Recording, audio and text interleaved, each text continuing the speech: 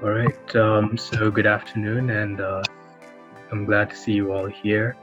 Welcome, Mr. Kimenyi, um, and your partner. I'm not sure. Is she in?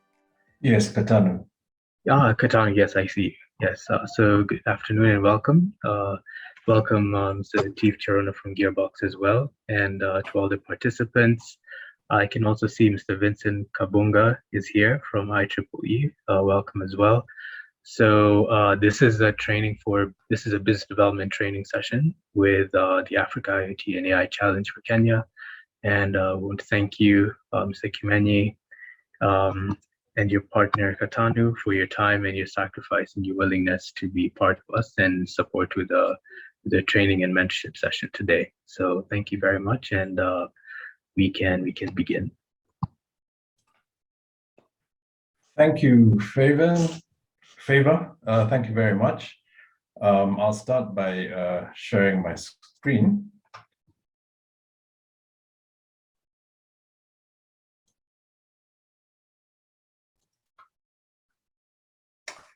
Okay.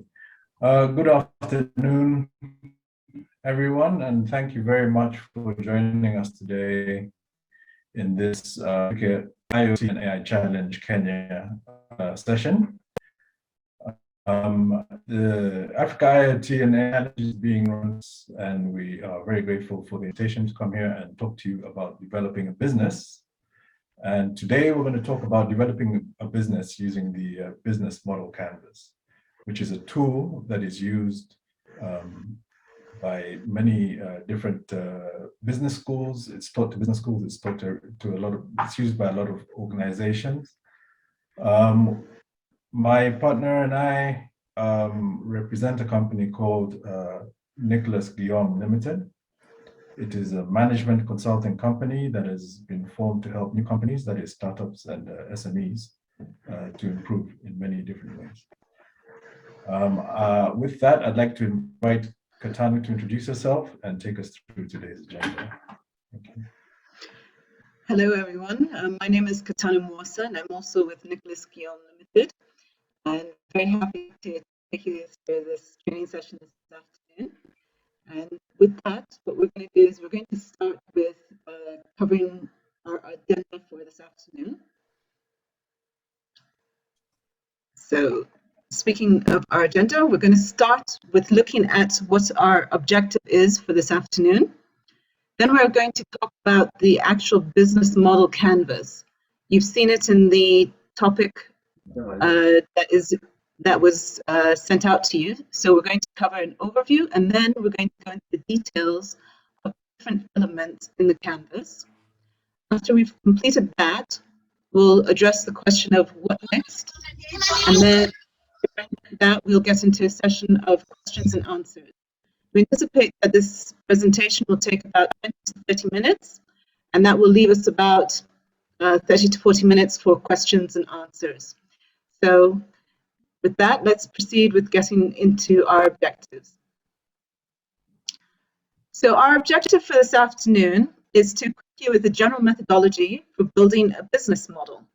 And what we're going to be doing is we're going to use a tool called Business Model Canvas. And this is really helpful because once you put this together, you'll be able to work on both your business plan as well as your pitch deck. It will help you formalize your business ideas. The reason that you all are here is that a lot of you have come up with some great business ideas. And what we want to do is be able to help you put it into a format that brings together all the different elements that will help you make your business successful.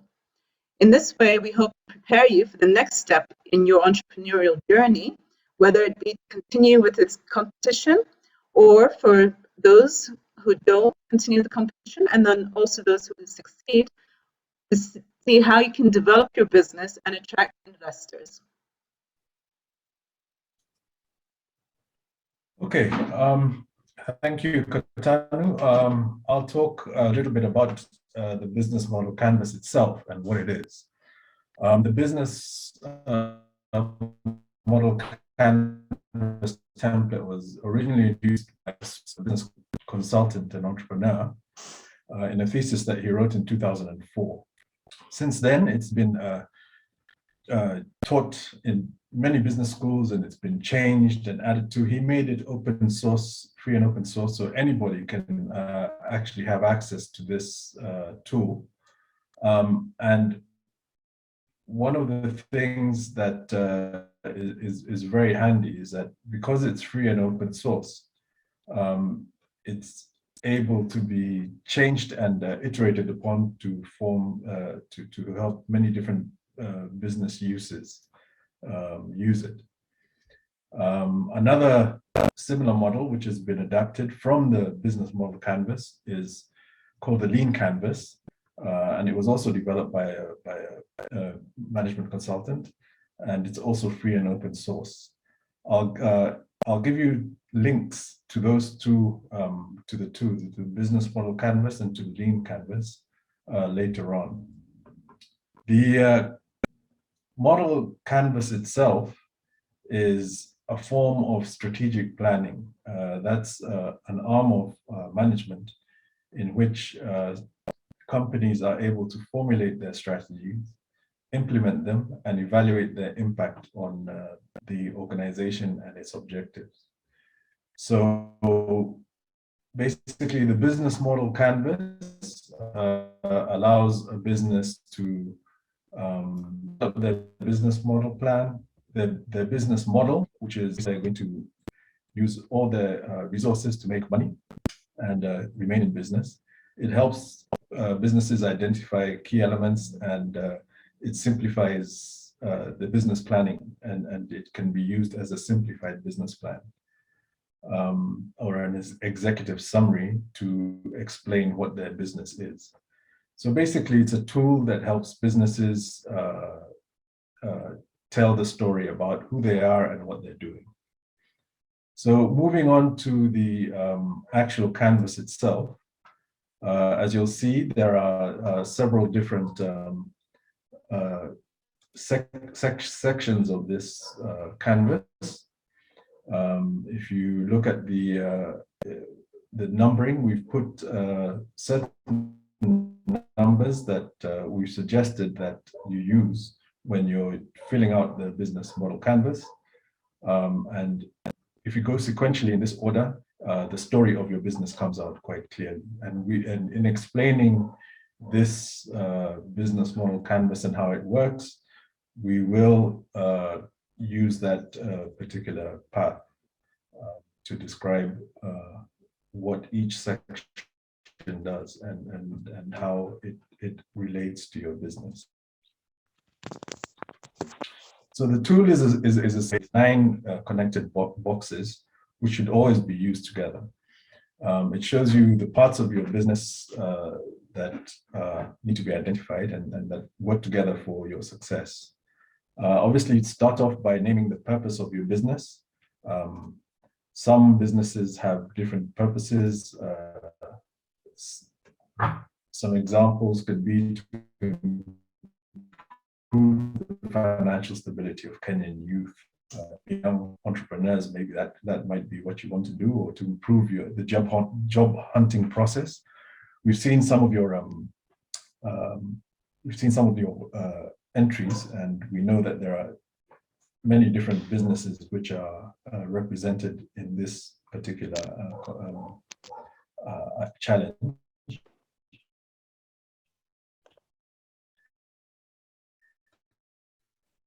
And what will an impact of IP protection? We'll use an example of a fictional mobile phone company. Everybody uses a mobile phone today, and we'll create a fictional company called ComKenya to use as an example of how to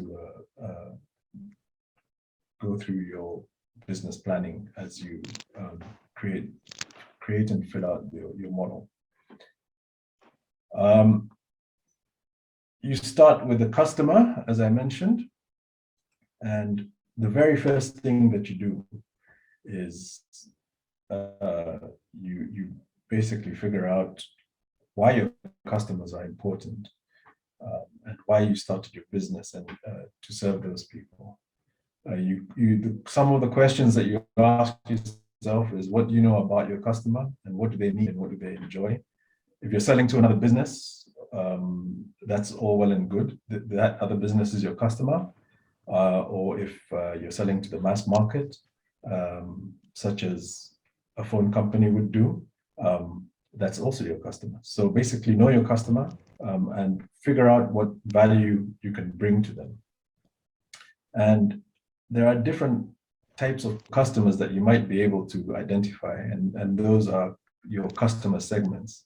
So in our example, ComKenya would identify its customer segments as being a postpaid customer and a prepaid customer. A postpaid customer being something like a business or a high-end, high-value user, and a prepaid customer would be somebody who might buy their services every single day to use their utility. Once you've figured out what your customers are going to be doing and who your customers are, the next thing you want to do is to examine the value that you might want to give to those customers and to the customer segments in particular. What problem are you trying to solve, and what needs will you satisfy by being in business? Are you offering something different to the customer segments that you identified? Are you offering a better price, better quality, better design than exists already in the market? Just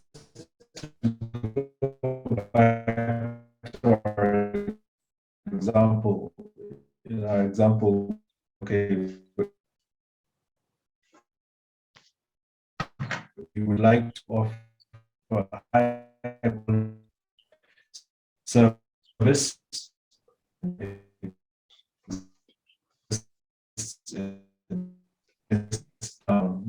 in your various boxes as you start developing your. Sorry, it looks like he may have dropped off. I think his connection. He's back. Okay. Hi, can you see me, and can you see the presentation? Sorry, stop presenting for a second. Sorry about that.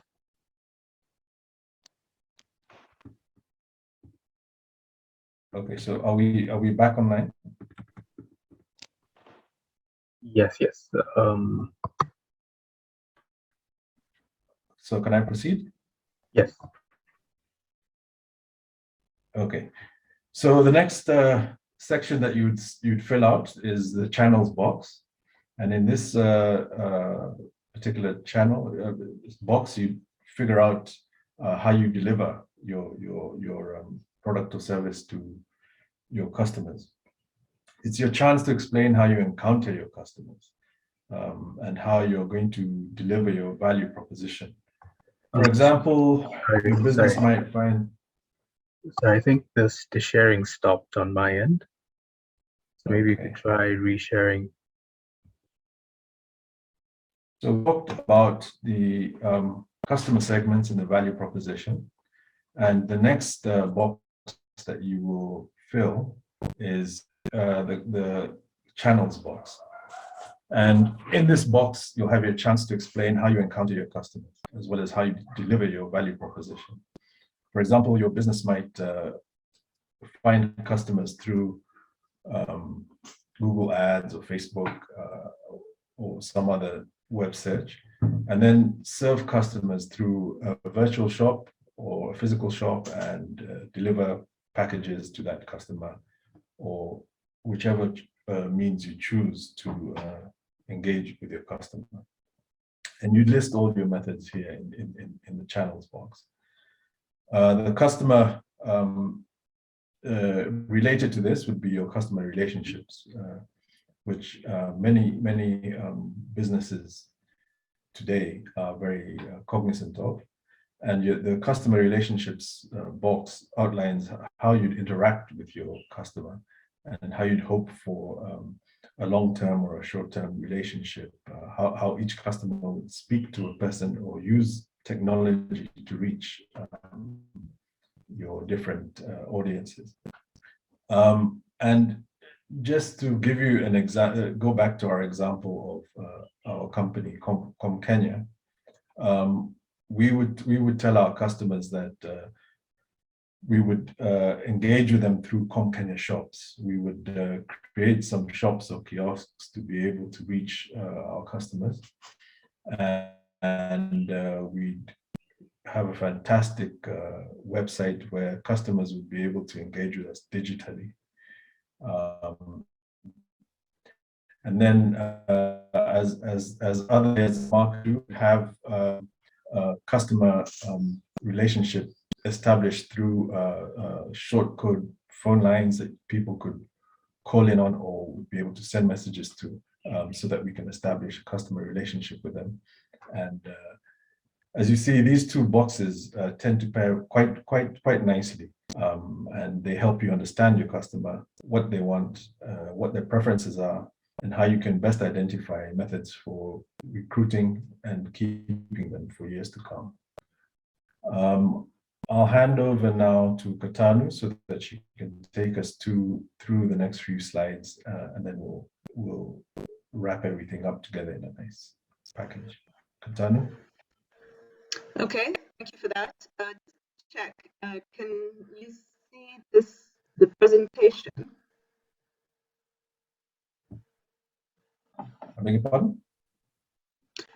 I can't see the presentation on the screen, so I was just wondering if the rest of the participants can.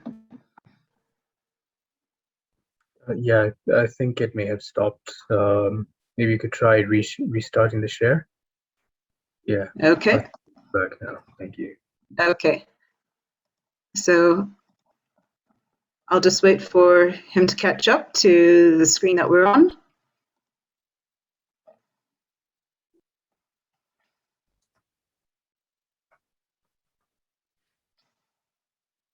Okay, so the next section that we're going to talk about is building on your revenue streams. So what we've looked at so far is talking mostly about the customers. Now, depending on what type of customers you have, that will determine the type of revenue streams you can get. So the revenue streams are the prices that your different types of customers typically pay. So for example, how frequently they will generate revenue for you, how often they come back to you. So in our example with our fictional company, Com Kenya, we have some large companies that are postpaid, and they'll provide a high amount of revenue, but this is only going to be received once a month. When we look at the smaller but more frequent spenders, those who are prepaid, they are going to generate a little bit of revenue, but it will be very frequent. It will probably be every day. When we think about the prices that we can usually charge our larger customers a lower price as compared to our smaller customers or less frequent customers, because the larger customers tend to buy in bulk. They will buy larger amounts, they'll pay for more airtime, whereas the customers that are on a prepaid service will buy smaller amounts, and then typically we charge them more. We also need to think about how will your customer pay you? Can you offer different types of ways, for example, cash or credit cards, debit cards, M-Pesa, or even financing options? Moving on from revenue streams, we're now going to talk about the key resources, the key activities, and the key partners. Now, so far we've been looking at the side of the business that focuses on the customer. What we're going to look at now is look at behind the scenes. So what makes the value propositions a reality and what enables our business to exist? When we talk about key resources, these are the people, the places, the machines that we use all the time. This is a sort of inventory or fixed assets that, if lost, would prevent the business from functioning. In our example of Com Kenya, we will have customer service agents. Those are some of our key resources in terms of people. We'll also have communications towers. Those are our fixed assets. And we'll also have some shops. Now, when we talk about the key activities, we talk about the processes and the tasks that must be completed in order for our customers to be served. Again, in our Kenya example, if you don't have sales agents, you're not going to be able to sell your airtime. What is the unique service value proposition that you provide to our customers? One of the examples that we thought about was for Kenya to provide problem-free service. If they're going to do this, they'll probably need a quick turnaround time if the lines go down or if there's any problem with the communications towers. So of course, that would mean having engineers on call 24 hours a day, which will affect the cost structure. Moving on to the key partners, these are the people, companies, organizations that will take some of the responsibility off your shoulders as a business person. They might supply raw materials or finished goods. They might send customers your way, or they might act as a sponsor or an enabler. With our Kenya example, these could be suppliers like Siemens, who provide the transmitting equipment, or could be airtime distributors who buy bulk airtime. Moving on to the next section, we're going to look at cost structures. So can we move to the next slide? Thank you. So the next element, as I mentioned, are cost structures. Cost structures are your biggest expenses. How much you spend, how frequently you spend it, whether the costs go up as sales go up and down as sales go down, or if they stay the same. So if your costs go up as your sales go up, we call them variable costs. These might include wages, so daily wages or commissions to your sales agents, and raw materials. If your costs don't change, whether or not your sales go up or down, we call them fixed costs, and these could include your head office rent, water, electricity. How do your key activities affect your costs? You have to think about that. So for example, if we're talking about Kenya that has customer service outlets, the more you rent, the higher the costs.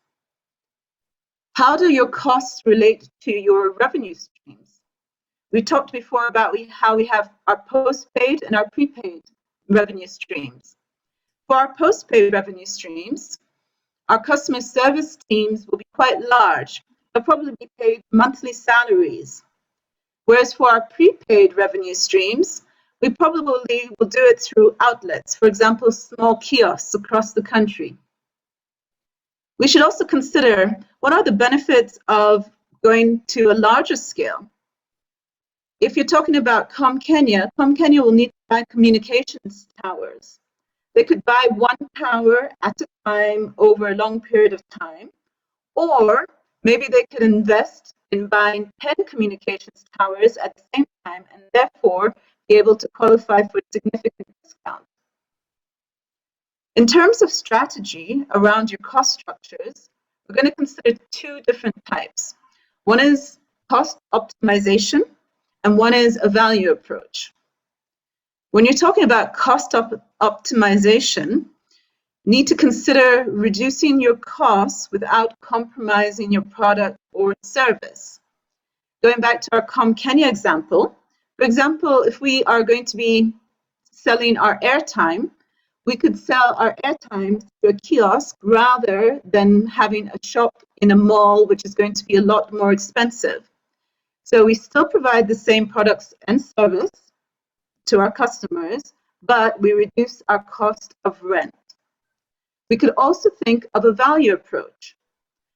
So the value approach is providing increased product or service at the same price. So for example, Kenya is going to take a voice bundle that they were previously charging X amount of shillings for, and they're going to now provide both data and voice in the same bundle for the same price. So passing along those cost savings to the customer which is going to be better value for the customer? So some things to think about when you talk about cost structure. Back over to you, Kim. Yeah, thank you, Katana. So coming back to the entire business canvas model, as Katana mentioned, you'll see that if you split the canvas in half like that, on the right side you'll have your customer-facing activities, and on the left you'll have your behind-the-scene or infrastructural type activities. And you should think of each of these 9 different areas as something that you're going to look at together. They're not 9 independent checklists. All of them would form one big checklist that you would want to put together so that you can think of your business in terms of a holistic element. So if you'd see that if you make a promise, for example, in the customer relationship area, it might have an effect on your key activities. If you tell your customers that you're going to be meeting them on a regular basis, some of your key activities would have to go up, and some of your costs would equally go up. Likewise, if you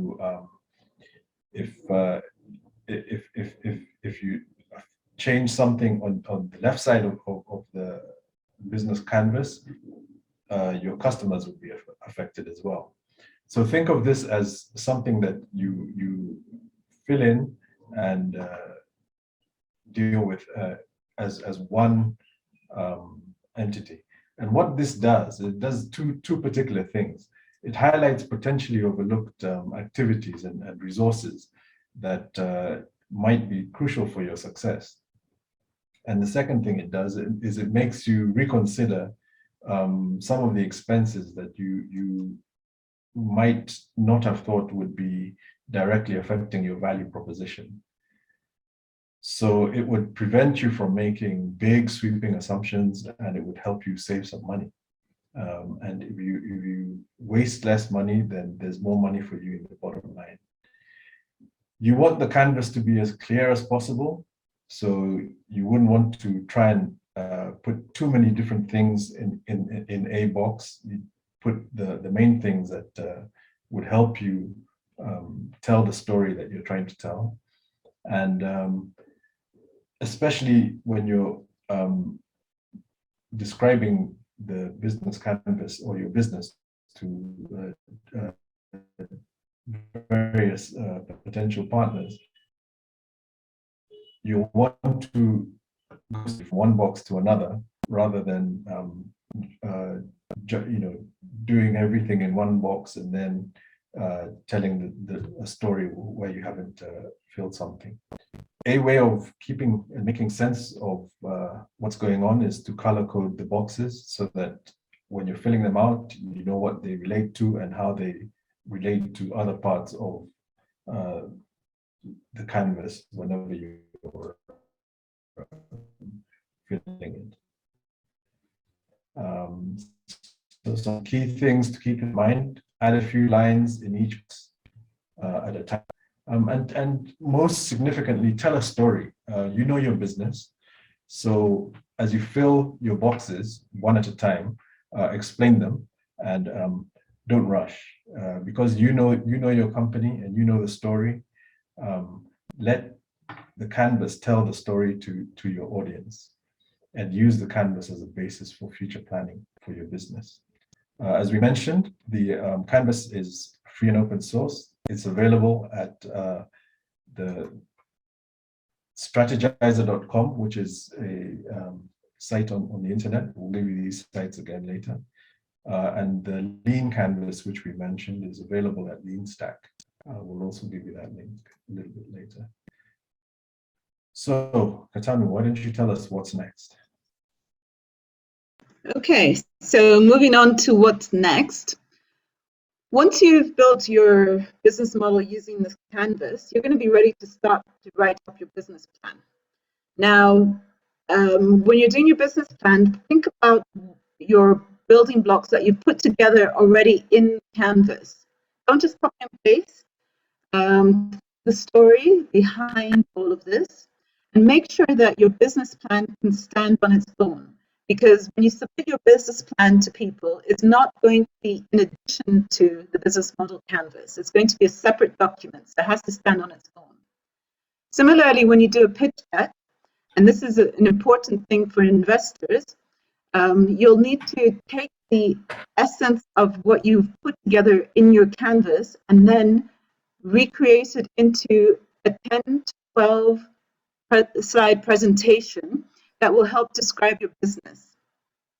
Typically, what you will do is you'll develop your pitch deck and then you'll build your business plan with more and more detail. But make sure that each of these different documents can stand on its own and you can talk comfortably to them. Okay, thank you very much, Katanu. Here are the links to the business model canvas and to the lean canvas. We hope that this has given you an idea of how you can build your business model before you even build your pitch deck and use the pitch deck to fill out your business plan. The business model canvas can give you a very good idea about where your business is and how it's going to be viewed by others, because you'll be able to tell the story about your business and how it can basically help you tell the story of your business. So now I think we'll open it to questions so that we can answer some of the questions that anyone may have. Great. So thank you very much, Kimenyi and Katanu, for that wonderful presentation on building a business model canvas. So I think I'll start off the questions, and the first one is, and a lot of the startups are facing this challenge. They're trying to develop their product, but they don't have enough resources to do that. So they're stuck in this catch-22 dilemma. You need resources to develop your product, but you don't have those resources. You need resources to test your product, but you don't have that. So you just maybe give an idea of where to start when you're trying to bootstrap and you don't have a lot of resources to test your particular product, so you know how to proceed. Thank you. Okay. Basically, bootstrapping is something that a lot of people will start their businesses by doing, and it's some of the biggest businesses you can think of, Microsoft, and, Apple, and others, all started off by bootstrapping their businesses. And the most significant thing that many new businesses can do is establish how they're going to make money. And once they know how they're going to make money, once they've come up with a business model, they're able to put together their plans to tell various investors how they're going to make that money for them and for the investor. So number one is obviously to know exactly what it is that your product is going to be able to do, so that it can bring in revenue. And that's where building a business model becomes very, very important. And you don't have to start with large investors. Friends and family are a very good source of initial funding. And there are angel networks in the country. There's a network of angels who are able to give individuals who are able to give different businesses some startup capital, so that they can get beyond the idea stage to a point where they're able to tell the story about how they're going to make money, test it, and then start attracting investment so that they can move on to the next stage of the entrepreneurial journey. Anything to add, Katanu? No, I think you've covered it quite adequately. It's always a challenge when you are We can't. Sorry, we couldn't hear you. Okay, I hope you can hear me now. Is that any better? Okay, all right, I'll just repeat. Okay, thank you. I'll just repeat. I was saying those are some really good suggestions, Kim.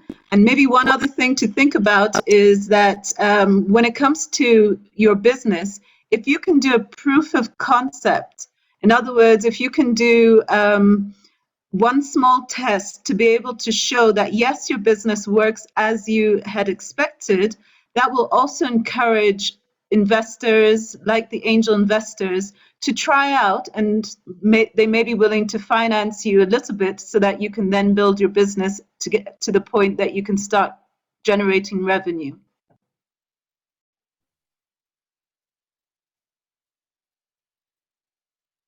Great, thank you very much for that. We'll take some more questions. So you can either raise your hand or type your question in the chat box, and we can present that to the Kim and Katana. Okay, so there's a question for Martha. See. Yes, I have a question. Okay, I'll just go ahead and say we have in this the session has been nice on the business model and the rest, but I wanted Katanu and the team to actually tell us the essence of having a business plan, because what some of us are doing is we are going online and we are seeing a lot of conversation about some people starting off a startup and not having a business plan, ideally just having this business model, a pitch deck, and a proof of concept. So I wanted to understand what is the essence of having a business plan if you're a startup and you're either looking for funding. Is it really, really, really necessary for people to have the business plan? Because we have had the stories where people don't necessarily have it, because you can't really project anything substantial because you're in the you're trying to test. So that's what I wanted him to actually clarify on. Okay. Thank you, Martha. I think, Martha, you have a very good question there. Many people starting out in business don't believe that a business plan is something that is essential, especially when at the very beginning when they're starting out, and there is truth to what you've read and heard, and there's another side to the picture as well. Let's start with the truth, or about what you've heard. Now, what you've heard is that a lot of people are able to establish a proof of concept, and then with a pitch deck, they're able to go and get financing, and they build their model, and they're able to go out and get on with the entrepreneurial journey. Now, the truth is that, yes, that is very true. As we mentioned earlier, the first thing that you do once you know what your business model is you build your pitch deck, and from your pitch deck, you're able to build out your business plan. Now, why are we talking about a business plan if the pitch deck is sufficient to be able to attract investment? And that is because a business plan is a living document. It's something that you write that validates your business idea. It has many different parts to it. And at the end of the day, it is not something that remains static. You don't only write it once. Some of the biggest companies in the world today, they wrote their business plan when they were starting, and they've continuously improved upon their business plan even as their businesses change. Take Siemens as an example. Siemens started off, several decades ago. They still write their business plans today, even though they are a huge conglomerate that is not only in communications, it's in many different parts of, especially in the German economy. But the fact remains that the business plan is a living document. It tells you where your business is, where you want your business to go. And as things change, it tells you how those things that change may affect your business. Now, when you're starting out, it may not seem like writing the business plan is a good use of your time and energy. And yes, you'll write your pitch deck, and you may or you may not attract some investment. But at the end of the day, even the investors might want to see a business plan to validate the fact that you know what you're talking about, and the pitch deck, because a pitch deck really is a summary of your business in 10 to 12 slides, right? If your pitch deck is longer than 10 to 12 slides, maybe the investor will lose interest. But the fact is that to exhibit the nitty-gritty of how your business operates, you need the business plan so that you can tell yourself, first and foremost, and any outside audience, exactly how it is that your business operates. So please don't discount the business plan, because it's something that even if you don't write it initially when you're starting out, you may need it as time moves along. Anything to add, Kasana? Oh, sorry. Yes, I would just add one further thing. You don't have to have 100% filled business plan from day one.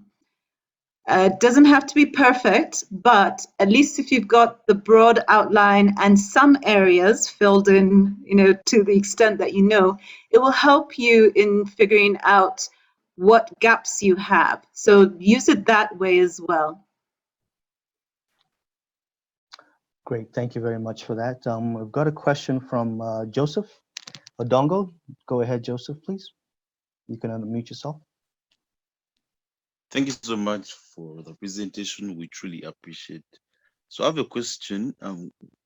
What do you believe success looks like when starting a business, and how do you think you can measure it? Thank you. Katana? Okay, well, I'd say quite simply, success in a business means that you've got an idea, you've got a product, and you've got some customers who are willing to buy that product. And when they buy it, they are willing to pay a high enough price that you can cover the costs of making that product and have a little bit left over to keep building your business. So that's in essence what it is. Of course, there are different types of businesses that people will generate, and for them, maybe success will be in reaching the largest amount of customers possible. Success could also mean that they are able to expand internationally. So it probably will come back down to, in addition to the making a profit line, what else are you looking for to get out of your business? When do you think you will be able to say that, yes, I've made this a success? Kim? Yeah, and let's also not forget that success means different things to different people. There are some businesses, some startups that don't make money for a long time. Amazon.com is a very good example. Jeff Bezos, who is arguably the richest man in the world today, didn't make money for almost 10 years after he started his business. But the fact is that he was successful from probably from year one or year two of his entrepreneurial journey with Amazon, because the idea of selling things online was validated by the desire of people to buy things online. So the famous A to Z, you could buy everything online. He started off with books and he expanded to other things. When you validate your business idea or technical idea, and you validate it by getting customers, that's a success. And don't discount that. Even though you may not be making money that's enough to keep the business running, an investor may come and see the value of your business and deem it to be something successful that he wants to be involved in. And so he'll put money into it, even though he'll know that the payoff will come after some time. So the definition of success I think is a very individual thing for every company and for every individual.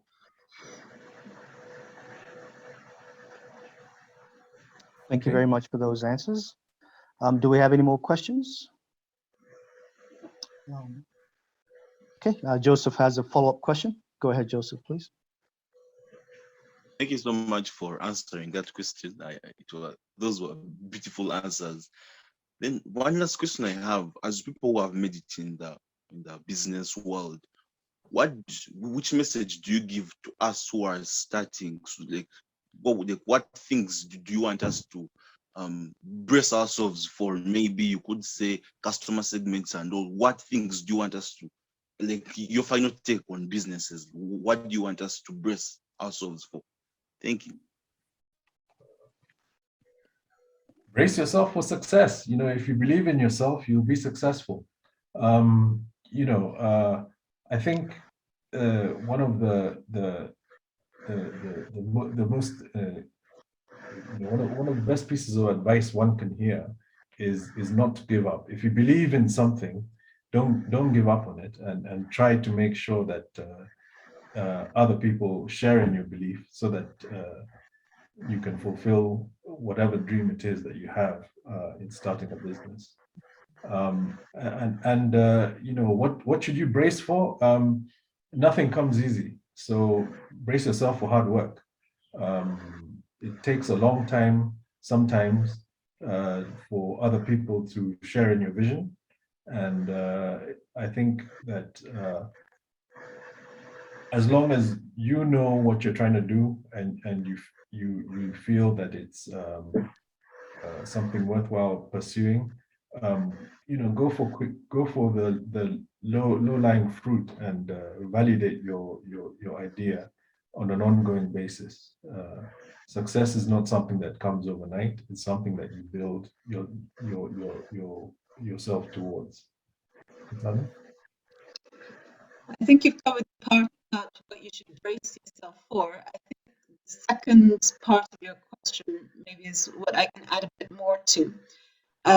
Some of the things that I think we should point out to you are, as a startup business, surround yourself with people who can provide you with good advice on many different areas. I know it's tough because it's your idea, you don't want to share, you have to be careful, of course, about your intellectual property, but you can't do it all yourself, and you can get a lot of great business ideas, and those may also translate into other types of support, financial or legal advice. So don't just rely on yourself and what you know. Also, as your business starts to grow, try not to do everything yourself. Find and hire people who can do things for you, so that you, as the CEO, can concentrate on building the business rather than running around trying to do everything and not doing it very effectively. So keep that in mind as you grow your business.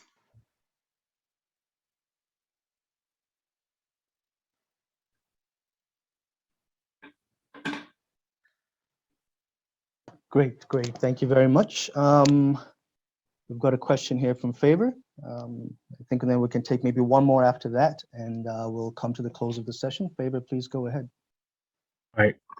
So yeah, thank you very much for that great session. Maybe a quick question in line with what Katana just mentioned. So, in the case, I'll use the example of, say, the startups here. Many of them have prototypes or tested products as they're still building, but they validated their ideas in various ways. Some of them have put together their business models, some are still reevaluating them. But in the case of a startup that has, they have their prototype, their business model, they've validated their idea, what best practices would you recommend to valuing their business? So that even as the startups are thinking through this ahead of their submissions, it's an important consideration for them, because they will be the teams, the top 10 teams that make it through, will be presenting their, and the top 3 would be selected, and then they'll be competing in Dubai at the regionals. So when they, at the competitions, they'll be asked questions around valuation. So what would you recommend would be the best approach to the valuation of a business, pre-revenue? They haven't made sales yet. Some have made some initial basic sales, some haven't, but they've validated their idea, their business model, and they have a prototype. So what would you recommend? Thank you.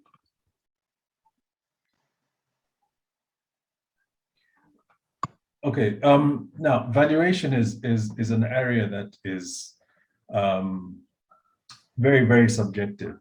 But one of the things that I would always recommend is that the entrepreneur always puts himself in the shoes of any potential investors.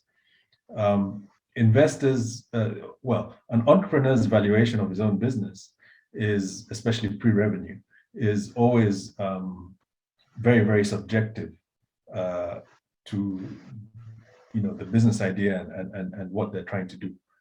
An investor, on the other hand, will think about whether this business can scale, and first of all, whether it's going to be successful and whether it can scale, and if it does scale, how much money they're going to put into the venture, and how much that money is going to give them back a return, in terms of a return later on.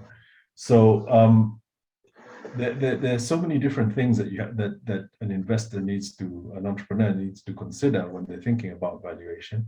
And one of the things that is very, very quickly overlooked is the money that they're going to attract, and how that's going to affect the valuation of the venture moving forward. In general, I would recommend that conservatism is the key. So be very conservative. Don't value your business as if it's going to be the next solution to slicing bread. Be very conservative. Take into account the amount of money that you're going to attract, and how that is going to affect the overall valuation of your company. For example, if you consider yourself to be worth 100,000 shillings today, and you're trying to attract 500,000 shillings to your venture, that means that as soon as you've attracted that investment, your venture is going to be worth your initial investment, your initial estimation, plus whatever's been invested, right? You're going to be diluted. So think about the fact that when you're valuing your company, you're valuing a company, because obviously you're going to want to value it as high as possible, but that may not be what the investor wants. So you're going to want to take into consideration what the investor has contributed, and how it's going to affect the overall valuation of your company as you move forward. So it's not a straightforward exercise. There are many different people who can assist. Like Katani was saying earlier, one of the things that entrepreneurs need to do is to listen to advice and seek advice. There are a lot of people who would want to advise young companies, and those people have their own methodology for valuation as well. So listen to what potential investors may have to say about the valuation of your company. Take on board any criticisms about the way that you yourselves have valued your organization, and make sure that when you're considering what figure to throw up, to throw out to investors or potential investors, you've taken their point of view into consideration.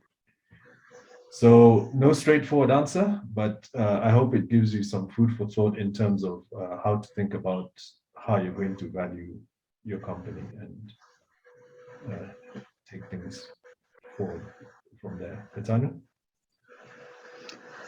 I think those are points that everybody has to consider when they're deciding what valuation to put on their company. And it's also in terms of, one of the things that you can do is you can also try and anticipate based on your business plan. This is where the business plan comes in. Even though you don't have revenue yet, what do you think your revenue projections are going to look like? How far do you think your business can grow over a certain period of time? And as Kim said, always try to err or to be more conservative than you think you should be, because that is something that when it comes to financial projections, most people tend to be quite optimistic, overly optimistic. And you may get there, you may get to those hundreds of millions of shillings of revenue, but it will probably take a little bit longer than you think. So also with your valuation, just assume that it's going to take a bit longer to get to those revenues, and just assume that you're going to attract less funding than you will initially. All right, that makes sense. That makes sense. Thank you very much. Thank you. Thank you. Thank you very much again, Kim and Katanu, for your time today in that session. Favor, over to you to close out the session. And I think based on the interest that we got for this session, I think we can have a discussion on how do we approach the next session, because that will be a skill I think that is available or needed across the spectrum of the startups that are in the competition. So we'll definitely be sending out some communication on what that next session looks like. But over to you, Favor, to close out the session. Thank you. All right, thank you very much, Mr. Latif Chirano. So yeah, thank you to all the teams for coming for today's session. We'll be having another session on the 16th of September, and thank you to Kimeni and Katanu for your time and your sacrifice and commitment to the startup ecosystem, and also to being here and taking today's session and also the session on the 16th. So we truly, truly appreciate it, and we look forward to having you again. And also for the teams, if you have any questions, you can also share them by email to the Kenya IoT and AI Challenge email, the one that's been sharing the different invitations and communication, and we'll be able to relay all the questions to Kimeni and Katanu also ahead of the session in case there are any as well. So thank you very much, and have a lovely day ahead. Thank you. All right, bye-bye. Thank you. Thank you.